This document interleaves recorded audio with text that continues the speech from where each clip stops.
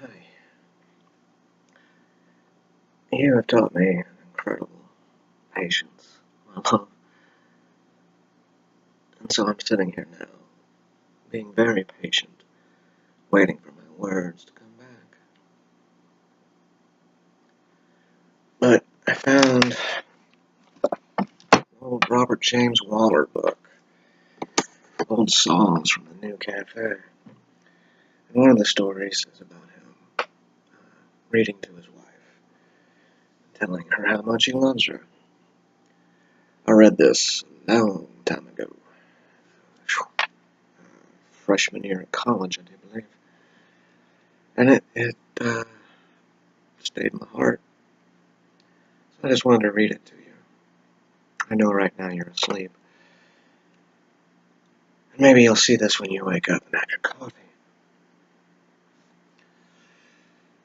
I always get so nervous when I read these things to you, even though I do it for a living.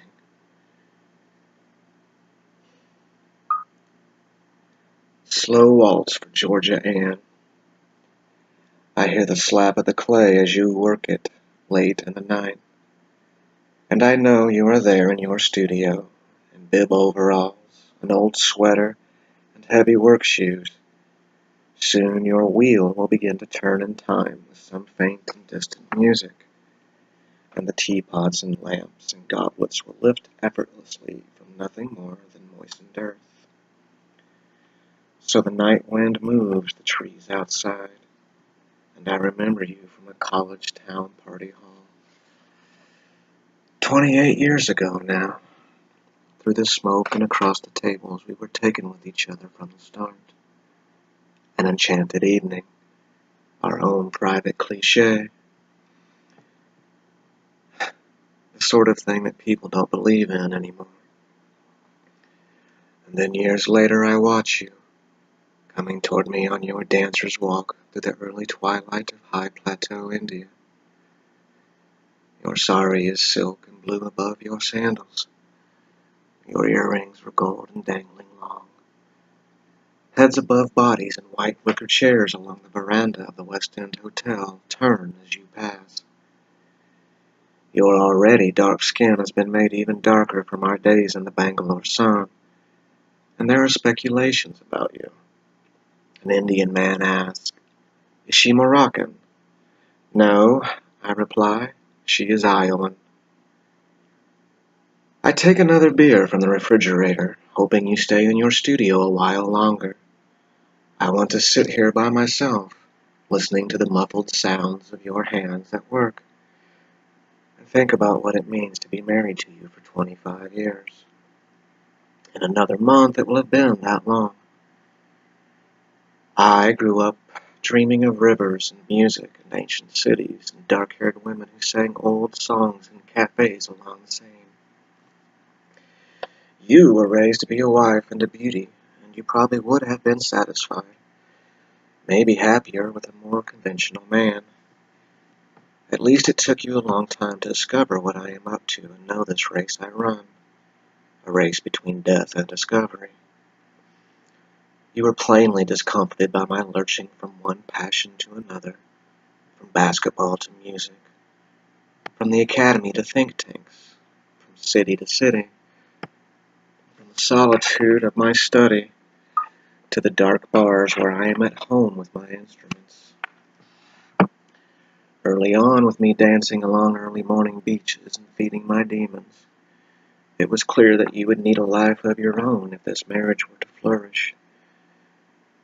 That was your hardest struggle. It almost broke us apart. But you found something in the clay, something that quietly said, "This is me." And I knew we had won when the woman at the cocktail party gushed, "Oh, you must be the potter's husband." Inside of me, at that moment, I shouted in celebration. Not for myself or even for us, but for you. Chrysalis had died. You had become. Now the potter's work and the potter's trade keep you centered like the clay. Love, cannot analyze that. It is of a piece taken apart. It becomes something else. And the gull-like melody that is ours disappears. But even in our difficult times when we took suitcases down from closet shelves and stared at each other in anger, love was still there. Liking is another matter. I can get a hold on that. Most of all, I think I like you for the good-natured understanding you worked so hard to acquire, even if that understanding sometimes borders on wavering tolerance. You understand the need to live with old furniture and rusted cars, and only 2 kitchen cabinets and rough wooden floors, and vacuum cleaners that don't vacuum, and clothes washers that operate correctly only when the tab from a beer can is stuck just inside behind the dial. So that a little money will be there when I yell over the side of the loft, "Let's go to Paris." Remember the time I was in graduate school and we had less than $100 in the bank, when I considered trading our doddering Volkswagen for a guitar. You crinkled your face, looked serious, and said with no hint of the scold, "How will we get to the grocery store?" You said only that, and I was grateful. You tolerate one side of the living room stacked with music equipment, while my canoe full of camping gear and 2 cats tenants the other side, stretching from one corner over to where it inelegantly mingles with an amplifier, several microphone stands, and old suitcases full of cords and necessary truck. I am working on the gunnels and mumbling out river maps. Every time I read this thing, I can't finish it because I think of you and what you go through with me being a writer and the artist and having to fall down my rabbit hole to create. I love you for that. Maybe someday I can finish reading that to you when we're together again.